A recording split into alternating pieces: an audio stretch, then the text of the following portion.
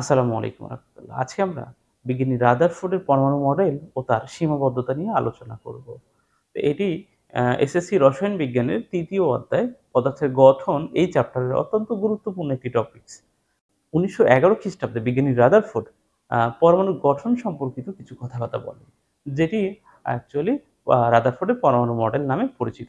আমরা আজকে দেখব যে আসলে উনি কি বলেছিলেন পরমাণুর গঠন সম্পর্কে এবং তার মধ্যে কি ভুল ছিল।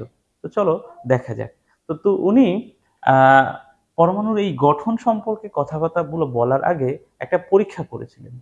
যে পরীক্ষা করার পর সেই পরীক্ষার যে ফলাফল ছিল সেগুলোকে পর্যবেক্ষণ করেই উনি তার পরমাণু মডেলটি দিয়েছিল বা পরমাণুর গঠন সম্পর্কে যে কথাগুলো বলেছিল সেগুলো ওই পরীক্ষার রেজাল্টের উপর ভিত্তি করে বলেছিল।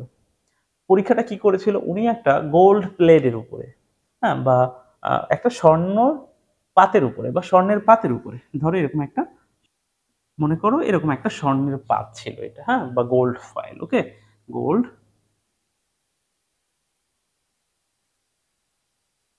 Gold foil. এই স্বর্ণের পাতের আ পুরুত্ব ছিল এরকম 0.00004 সেন্টিমিটার। বুঝতেই পারছো কত পাতলা ছিল আসলে, হ্যাঁ? এইটার মধ্যে তিনি যেটা করলেন আলফা কণা নিক্ষেপ করলেন। আলফা কণা আ নিক্ষেপ করলেন বা আলফা কণার বিকিরণ এটার মধ্যে নিক্ষেপ করলেন। আলফা কণা এখান থেকে নিক্ষেপ করা হইল, হ্যাঁ? ঠিক আছে? এবং তিনি দেখলেন যে বেশিরভাগ কণাই যেটা হচ্ছে এদিক দিয়ে বের হয়ে যাচ্ছে। এদিক দিয়ে বের হয়ে যাচ্ছে। এই স্বর্ণের পাতটাকে ভেদ করে বের হয়ে যাচ্ছে।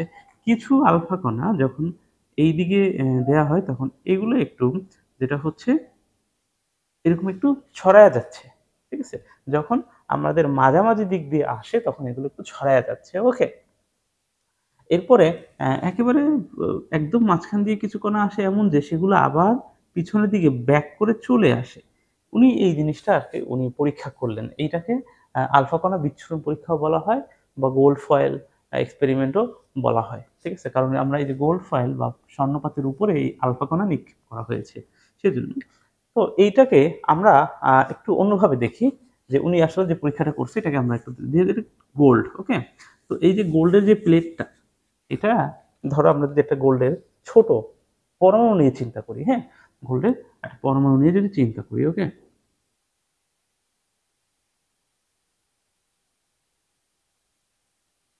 ধরো আমরা এরকম দিলাম, হ্যাঁ? এখন উনি যেটা করলো, কি করলো যে আলফা কণা নিক্ষেপ করলো। এখান থেকে আলফা কণা নিক্ষেপ করলো। ভেদ করে চলে যাচ্ছে, হ্যাঁ? চলে যাচ্ছে। এখানে আমরা যতই একটু এই যে পরমাণুটা, এই পরমাণুটা কাছাকাছি যখন নিচ্ছি, তখন আ যেটা হচ্ছে যে ওই বিকিরিত রশ্মিগুলো একটু ছড়ায়া যাচ্ছে। ঠিক আছে? তারপরে ছড়ায়া যাচ্ছে, ওকে? ছড়ায়া যাচ্ছে। এবং কিছু দেখা গেল এরা আবার সরাসরি পিছনের দিকে ব্যাক করলো। কিছু দেখা গেল যে সরাসরি ব্যাক করলো। ওকে? এই যে পরীক্ষাটা করলো, আচ্ছা এটাকে এই যে আলফা কণা নিক্ষেপ এটাকে অনেক সময় এটাকে নিউক্লিয়াস, হিলিয়াম নিউক্লিয়াস আ বলা হয়। এটা একটু বলে দেই মাঝখানে ছোট্ট করে যে কেন এটাকে হিলিয়াম নিউক্লিয়াস বলা হয়। অ্যাকচুয়ালি আলফা কণার মধ্যে ২ টা প্রোটন থাকে আর ২ টা নিউট্রন থাকে। আলফা কণার মধ্যে কি থাকে? প্রোটন থাকে ২ টা এবং নিউট্রন থাকে ২ টা। ঠিক আছে? অন্যদিকে হিলিয়াম নিউক্লিয়াসের ব্যাপারটায় যদি একটু চিন্তা করি, হিলিয়ামের চিন্তা করো ভর কত ৪, পারমাণবিক সংখ্যা কত ৪। তাহলে ওর প্রোটন সংখ্যা কত ২। এবার নিউটন সংখ্যা কত? আমরা জানি ভর থেকে অ্যাম আ আ পারমাণবিক সংখ্যা বিয়োগ করলে বা প্রোটন সংখ্যা বিয়োগ করলেই আমরা আসলে কি পাই? নিউটন সংখ্যা পাই। তাই নিউটন হলো ২। তাহলে ইলেকট্রন কত প্রোটনের সমান থাকে? আচ্ছা তাহলে ইলেকট্রনও হচ্ছে ২। এখন খেয়াল করো তার মানে আমরা যদি এখানে একটা হিলিয়াম এরকম নেই। ঠিক আছে? তার মানে হচ্ছে এই কক্ষপথে তার ২ টা ইলেকট্রন আছে। এখন যদি হিলিয়াম নিউক্লিয়াস বলা হয়, তার মানে কি? এই ২ টা ইলেকট্রন বাদ, ২ টা ইলেকট্রন কি বাদ। শুধু নিউক্লিয়াস বলা হয়েছে। হিলিয়াম পরমাণু নয়, হিলিয়াম নিউক্লিয়াস। তার মানে কি? এই ২ টা ইলেকট্রন থাকবে না। তাহলে কি থাকে হিলিয়ামের মধ্যে? হিলিয়াম নিউক্লিয়াসের মধ্যে ২ টা প্রোটন এবং ২ টা নিউট্রন থাকে। তাহলে আমাদের যে আলফা কণা ছিল তার মধ্যেও কিন্তু ২ টা প্রোটন এবং ২ টা নিউট্রন ছিল। আবার এখানে হিলিয়াম নিউক্লিয়াসের মধ্যে ২ টা প্রোটন এবং ২ টা নিউট্রন আছে। এইজন্য আলফা কণা এবং হিলিয়াম নিউক্লিয়াস একই জিনিস, ঠিক আছে, যেহেতু দুইটার মধ্যে একই জিনিস আছে, হ্যাঁ, একই চার্জ। দেখো এখানেও প্রোটন, এখানেও প্রোটন, তো প্রোটনের পজিটিভ চার্জ আছে, এটাও একটি পজিটিভ কণা, এটাও একটা পজিটিভ কণা। ওকে, এই জন্য হিলিয়াম নিউক্লিয়াসকে আলফা কণা বলা হয়, ঠিক আছে। তো এখন এই পরীক্ষাটা তিনি করলেন, এই যে একটা পরীক্ষা করলেন, এই পরীক্ষা থেকে কিছু জিনিস তিনি অবজার্ভ করলেন। আমরাও সেই জিনিসটা একটু বোঝার চেষ্টা করি যে উনি আসলে কি অবজার্ভ করলেন। উনি দেখলেন যে বেশিরভাগ আলফা কণা, এখানে আমরা জাস্ট অল্প কয়েকটা আলফা কণা এখানে দেখাইছি যে আমরা পাঠাইছি, কিন্তু আসলে উনি অনেক পাঠাইছিলেন, হিউজ। তো উনি দেখলেন যে বেশিরভাগ আলফা কণা কি করছে, ভেদ করে চলে যাচ্ছে, ভেদ করে চলে যাচ্ছে, এই যে ভেদ করে চলে যাচ্ছে, ঠিক আছে, বেশিরভাগ আলফা কণা ভেদ করে চলে যাচ্ছে। তো উনি এখান থেকে যেটা বুঝতে পারলেন যে পরমাণুর বেশিরভাগ জায়গায় হচ্ছে ফাঁকা, পরমাণুর বেশিরভাগ জায়গায় হচ্ছে ফাঁকা। একটা কথা আমরা কিন্তু পেলাম, একটা কিওয়ার্ড পেলাম যে এখান থেকে আমরা যে অবজারভেশন করলাম যে পরমাণুর বেশিরভাগ জায়গায় ফাঁকা। এরপরে উনি দেখলেন যে এই আলফা কণা কিন্তু পজিটিভ চার্জ, আলফা কণা কিন্তু পজিটিভ চার্জ, আমরা একটু আগে দেখছি, কারণ প্রোটনের মধ্যে দেখলাম যে দুইটা নিউট্রন আছে, হ্যাঁ, এবং দুইটা প্রোটন আছে, হ্যাঁ, দুইটা প্রোটন যেহেতু আছে সুতরাং সে হচ্ছে পজিটিভ চার্জ। তো সে যখনই কেন্দ্রের দিকে আগায়, যত কেন্দ্রের দিকে আগায়, আমরা যতই একদম দেখো মাঝখান সেন্ট্রাল দিক দিয়ে যখন পাঠাচ্ছি তখন সে বেঁকে যাচ্ছে, সে যেটা করছে সে ছড়ায় যাচ্ছে। তাহলে এইখানে এই কেন্দ্রে পরমাণুর এই যে কেন্দ্রে এই জায়গাটায় ভারী এবং পজিটিভ কিছু আছে, ভারী এবং পজিটিভ কিছু আছে, পজিটিভ কিছু আছে, পজিটিভ কিছু আছে, যার ফলে এই পজিটিভ আলফা কণাকে এখানে এই পজিটিভ যেটা আছে সেটাই হচ্ছে কি করে, বিকর্ষিত করে, বিকর্ষিত করে, ফলে এই এই যে রশ্মিগুলো সেগুলো দূরে সরে যাচ্ছে। তাহলে এই জায়গায় কি থাকতে পারে, পরমাণুর মধ্যে কি থাকে, ইলেকট্রন, প্রোটন এবং নিউট্রন, তাহলে এখানে প্রোটন আছে। তারপরে উনি বললেন যে এখানে তাহলে প্রোটন থাকে, এবং দেখলো যে প্রত্যেক 20,000-এর মধ্যে একটা রশ্মি সে পিছনে ফিরে আসে। তাহলে এখানে ভারী কিছু থাকলে সেটাতে যদি সেটার সাথে গিয়ে সরাসরি সেটার উপরে পড়ে তাহলে তো সেটা ব্যাক করে আসবে, তাই না? তাহলে কি আছে এখানে, প্রোটন এবং নিউট্রন এই জায়গাটা আছে, এটা উনি বললেন। এবং এইটার নাম দিলেন তিনি কেন্দ্র, এটাকে বললেন মানে এইটাকে এই যে কেন্দ্রটা, এটার নাম দিলেন তিনি নিউক্লিয়াস। ওকে, এবং নিউক্লিয়াসের দেখো নিউক্লিয়াসটা কিন্তু এই যে পরমাণুর তুলনায় খুবই ক্ষুদ্র, পরমাণুর তুলনায় ক্ষুদ্র, এবং পরমাণুর বেশিরভাগ জায়গায় ফাঁকা, ঠিক আছে, এই কথাগুলো উনি বলছে, মানে আমরাও দেখতে পাচ্ছি। আর হলো কি, দেখো যে এখানে ইলেকট্রনগুলো তাহলে কোথায় থাকে, ইলেকট্রনগুলো থাকে হচ্ছে এই কক্ষপথে, হ্যাঁ, এই যে নিউক্লিয়াসের বাইরে কক্ষপথে ঘূর্ণায়মান থাকে, অর্থাৎ এই জায়গাগুলোতে থাকে, হ্যাঁ, এই জায়গাগুলোতে থাকে, হ্যাঁ, আমি জাস্ট র্যান্ডমলি এমনিতে কয়েকটা দিলাম দেখানোর জন্য যে এই জায়গাগুলোতে ইলেকট্রন থাকে, উনি এটা বলেছে। তাহলে নিউক্লিয়াসের বাইরের দিকে থাকে ইলেকট্রন, এবং বললো যে তাহলে কি, যেহেতু প্রোটন এবং নিউট্রন থাকে নিউক্লিয়াসে বা কেন্দ্রে, আর অন্যদিকে ইলেকট্রনের ভর তো শূন্যই ধরি, আপেক্ষিকভাবে ইলেকট্রনের ভর শূন্য, সুতরাং এই পরমাণুর ভর, এই যে কেন্দ্রে থাকা নিউট্রন এবং প্রোটনের ভরই হচ্ছে পরমাণুর ভর। এই কয়েকটা কথা তিনি আসলে বলেন এবং আমরাও দেখতে পাচ্ছি। এখন এই কথাগুলোই আমরা একটু, উনি যেটা বলেছে আমরা একটু লিখিত আকারে সুন্দরভাবে দেখার চেষ্টা করব, ঠিক আছে। আমি এটাকে মুছে দিচ্ছি। তাহলে দেখো 1 নাম্বার কথায় কি বলছে যে পরমাণুর একটি কেন্দ্র ছিল, পরমাণুর একটি কেন্দ্র আছে যার নাম দেন নিউক্লিয়াস। তাহলে আমরা লিখে ফেলি, পরমাণুর একটি কেন্দ্র আছে যার নাম দেন নিউক্লিয়াস, তার নাম কি হবে, নিউক্লিয়াস। ওকে, এবং এই নিউক্লিয়াসের মধ্যে আমরা দেখলাম কি কি থাকে, প্রোটন এবং নিউট্রন থাকে। তাহলে নিউক্লিয়াসের মধ্যে প্রোটন এবং নিউট্রন থাকে, এটা আমরা বলি। আর নিউক্লিয়াসের বাইরে ইলেকট্রন কি করে, কক্ষপথে ঘূর্ণায়মান অবস্থায় থাকে, ঠিক আছে। তাহলে আমরা লিখি যে, তাহলে আমরা এখানে বলি যে নিউক্লিয়াসে কি থাকে, প্রোটন এবং নিউট্রন থাকে। আমরা একটু সহজ শর্ট করে লিখি, প্রোটন এবং নিউট্রন অবস্থান করে। ওকে, প্রোটন এবং নিউট্রন অবস্থান করে, অবস্থান করে, ঠিক আছে। আবার এর বাইরে, নিউক্লিয়াসের বাইরে ইলেকট্রন ঘুরে, ইলেকট্রনগুলো কি করে, নিউক্লিয়াসের বাইরে কক্ষপথে ঘুরে। আমরা জাস্ট এভাবে লিখে দিই, নিউক্লিয়াসের বাইরে, আমরা জাস্ট বাইরে লিখি, বাহিরে ইলেকট্রন ইলেকট্রন বা আমরা এই সংক্ষেপে লিখতে পারতাম, ইলেকট্রন কি করে কক্ষপথে ঘূর্ণমান থাকে, ঠিক আছে, বা অবস্থান করে। হ্যাঁ, অবস্থান করে কোথায়? কক্ষপথে। আমরা জাস্ট একটু সংক্ষেপ করে লিখলাম। এইটা হচ্ছে যে তিনি ১ নম্বরে বলছেন। ঠিক আছে? এরপরে ২ নাম্বার কথা কি? আমরা এই জিনিসগুলো কিন্তু একটু আগে যে পরীক্ষা করছি সেখান থেকেই আমরা এগুলো পেয়েছি। ২ নাম্বারে তিনি কি বলছেন? যে নিউক্লিয়াসটা কিন্তু ছিল অত্যন্ত ক্ষুদ্র। আমরা যেখানে দেখেছিলাম যে নিউক্লিয়াসটা ছিল ক্ষুদ্র পরমাণুর তুলনায় এবং পরমাণুর বেশিরভাগ জায়গায় ছিল ফাঁকা। তাহলে আমরা সেটাও লিখে ফেলি। নিউক্লিয়াস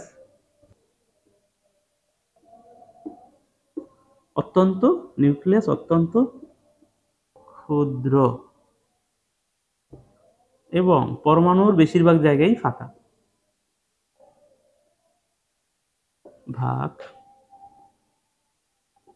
জায়গায় ফাঁকা। ব্যাস, এটা তিনি ২ নম্বরে বললেন। এরপরে ৩ নম্বরে কি বলছেন? তো ৩ নম্বরে তিনি বললেন যে সৌরজগতে সূর্যকে কেন্দ্র করে গ্রহগুলো যেরকম ঘুরছে, নিউক্লিয়াসকে কেন্দ্র করে ইলেকট্রনগুলো তেমনি ঘুরছে। এই কথাটা তিনি বলেন। যেটা আসলে আমরা ওখানে দেখতে পেলাম যে ইলেকট্রনগুলো আমরা দেখছিলাম যে নিউক্লিয়াসের চারদিকে। হ্যাঁ? তাহলে এখানে কি যে সৌরজগতে সৌরজগতে সৌরজগতে সূর্যকে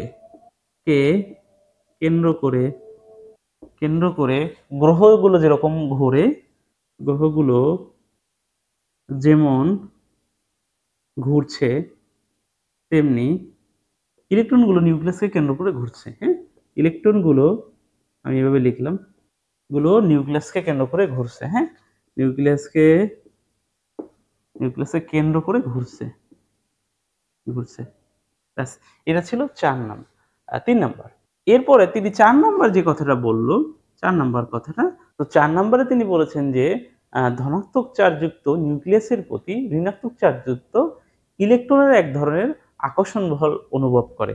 এই আকর্ষণ বলের কারণেই ইলেকট্রনগুলো নিউক্লিয়াসের চারদিকে কক্ষপথে ঘুরতে থাকে। তো সেটা একটু লিখে ফেলি, তাহলে কি বলবো যে ধনাত্মক চার্জযুক্ত, আমরা ধনাত্মক কথাটা আসলে এভাবে লিখে ফেলি, পজিটিভ চার্জযুক্ত, হ্যাঁ, চার্জযুক্ত পজিটিভ চার্জযুক্ত নিউক্লিয়াসের প্রতি, হ্যাঁ,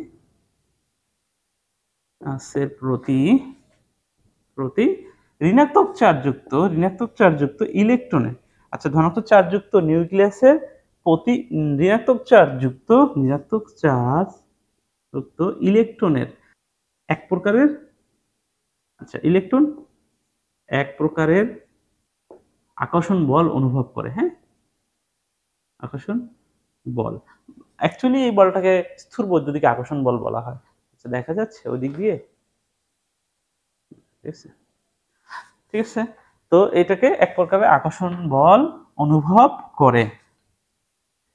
এই ৪টা কথা সে বলেছিল যে এই যে ফসিল ফুয়েল যে এক্সপেরিমেন্টটা করছে এখান থেকে। তো এইগুলোর মধ্যে তার কিছু ত্রুটি আছে, সেগুলো আমরা একটু দেখব, কি কি ত্রুটি আছে সেটা একটু দেখি, ঠিক আছে।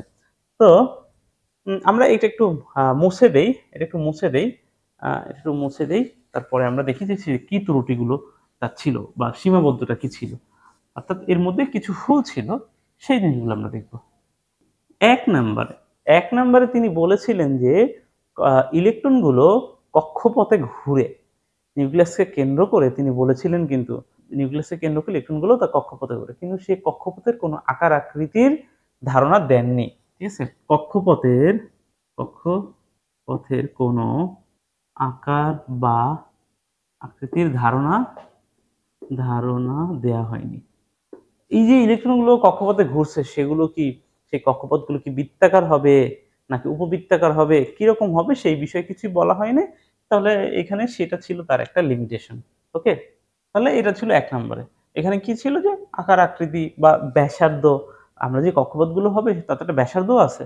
হ্যাঁ, তো সেগুলো তো নিয়ে সে কোনো কথা বলেনি। ২ নম্বরে দেখো সে আরেকটা কথা বলেছিল যে সূর্যকে কেন্দ্র করে যেভাবে অন্য গ্রহগুলো ঘুরছে ঠিক একইভাবে নিউক্লিয়াসকে কেন্দ্র করে ইলেকট্রন ঘুরছে। তো এখানে একটা জিনিস হচ্ছে যে সূর্য বা অন্য গ্রহগুলো সেগুলো কিন্তু চার্জ নিরপেক্ষ। কিন্তু এখানে নিউক্লিয়াস এবং হচ্ছে ইলেকট্রন এরা হচ্ছে চার্জযুক্ত।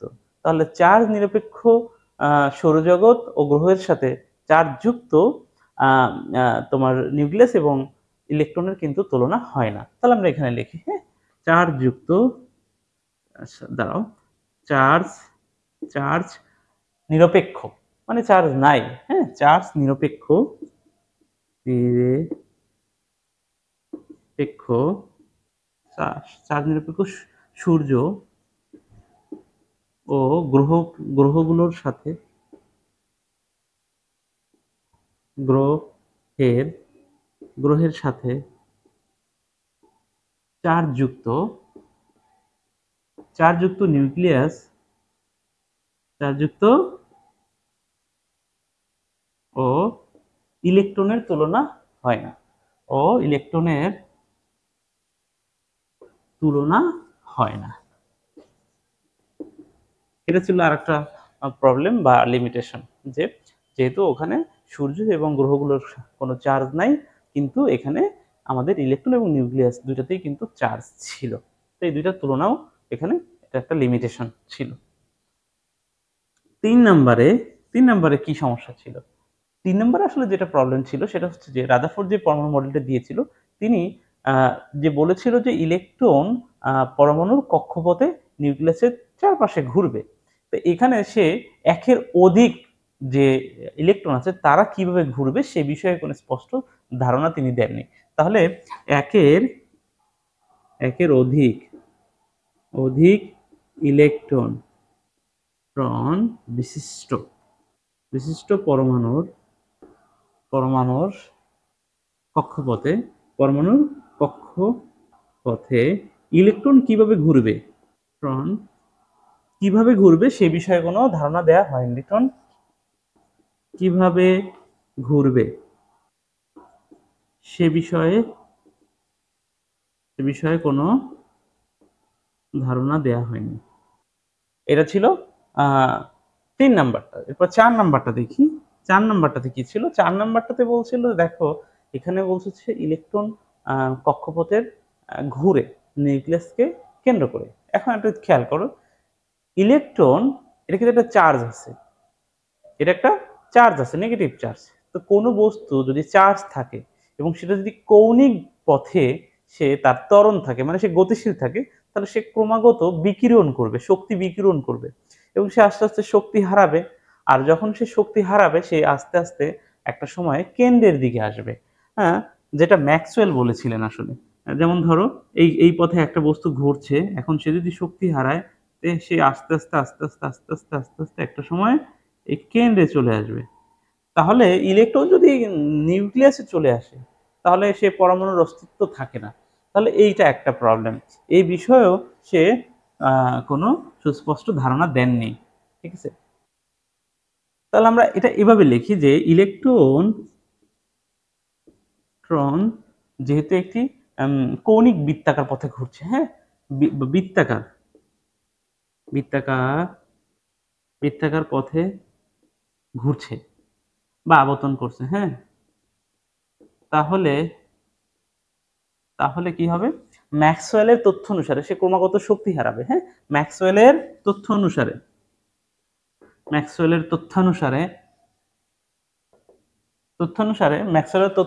সে কি করবে? ক্রমাগত শক্তি হারাবে। এখান থেকে একটু দেখা যাচ্ছে না মনে হয়। ম্যাক্সওয়েলের তথ্য অনুসারে ক্রমাগত শক্তি হারাবে, ইলেকট্রন শক্তি হারাবে আর কি, এবং একটা সময় সে কেন্দ্রে আপতিত হবে বা নিউক্লিয়াসে আপতিত হবে, হ্যাঁ। এই যে একটা সমস্যা, হ্যাঁ, তাহলে তার পরমাণুর অস্তিত্ব থাকে না, এই বিষয়টাও সে আসলে ক্লিয়ার করে নাই। তাহলে আমরা এখানে এক কথায় বলতে পারি যে ম্যাক্সওয়েলের তথ্য অনুসারে রাদারফোর্ডের পরমাণু মডেলটি সঠিক নয়। এই হলো তার এই 4টা সীমাবদ্ধতা। তো আশা করি তোমরা বুঝতে পারছো। তো আজকের মতো আসলে এ পর্যন্তই। ধন্যবাদ সবাইকে।